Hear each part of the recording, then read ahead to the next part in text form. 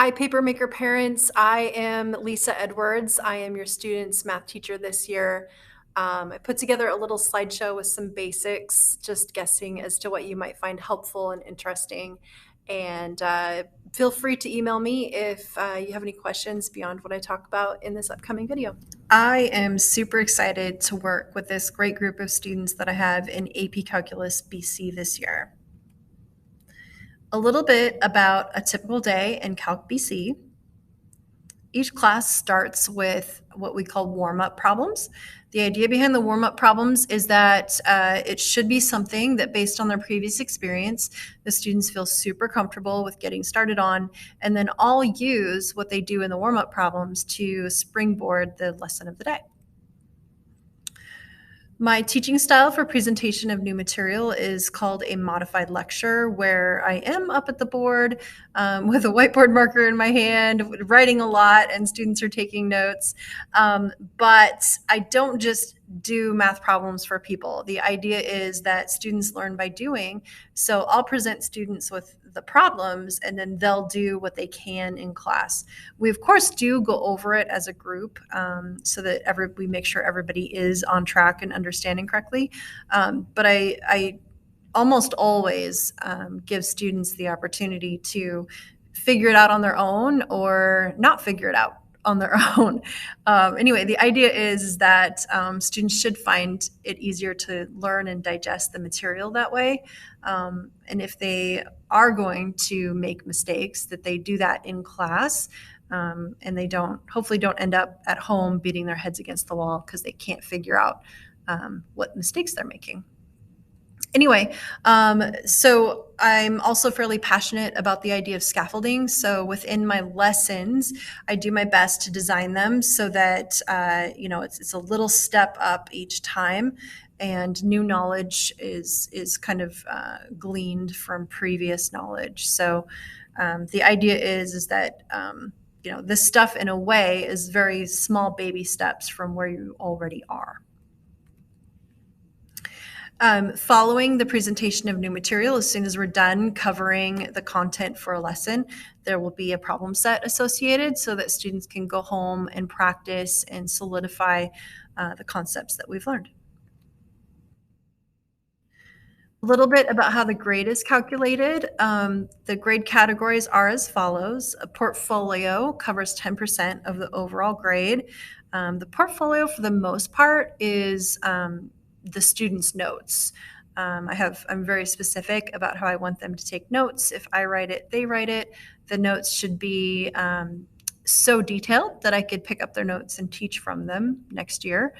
The notes in the past, I've heard students have used those well into college to reference them for future math courses. I've even heard that some students have sold their notebooks to other students for top dollar. Anyway, so a worthwhile experience, not just for the grade, but also just for the taking of the notes themselves. Once the students have taken the notes, then they'll move on to the homework. Homework carries 20% of the overall grade. That should help them prepare for tests and quizzes, which carries 50% over the overall grade. And then at the end of the semester, we'll have a final exam over the main points that we've learned over the semester, and that carries 20% of the overall grade. A little more about homework. It is given daily. Students should spend an average of 45 minutes of uninterrupted time each day on their calculus homework. Students are expected to check their answers with the back of the book. And please know that student scores are self-reported, and they should reflect what's called eventual learning. So what that means is when they check their answer in the back, if they're not getting the answer in the back, they are encouraged to rework the problem, hopefully find out what problem they had the first time, and then get the correct answer that they're finding in the back of the book. And then their score would reflect their final result. And so their score would include the point for that problem. All right, tests and quizzes. Tests are given at the end of each unit of study. We've already taken our Chapter 1 test, and in about a week, we'll take a Chapter 2 test. Tests are worth 20 to 50 points. Quizzes are worth 1 to 5 points, and we'll have a cumulative final at the end of each semester.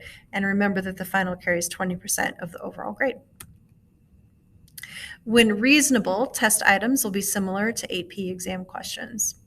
A little bit more about that last bullet there. I do want parents to know that the class here at Camas High School, while we do prepare students for the AP exam, we're pretty proud of our pass rate that we have here for that.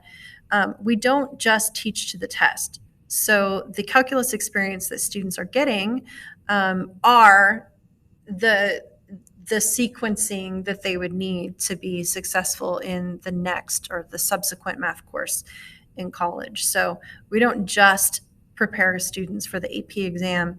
We teach the entire curriculum that they would have learned in college. It's a big job. It's a lot of work, but we do it all. And we're very proud of what we do. All right, extra help. I have office hours before school every day, so I get here by 8, and 8 to 8:30 would be a great window of time if people need a little one-on-one help. I can also be available after school by appointment, so a student would just need to let me know what days work for them, and we could figure out a time for me to stay by after school as well. If what you see there is not enough one-on-one time, you may consider getting maybe a student tutor. If you are interested in seeing a list of student tutors that we have available, you are welcome to email me. You can see my email address there at the bottom. And we do have some student tutors who took Calc BC from me last year, and now they're in linear algebra and multivariable calculus, and they could be amazing resources to someone who needs a little help in Calc BC.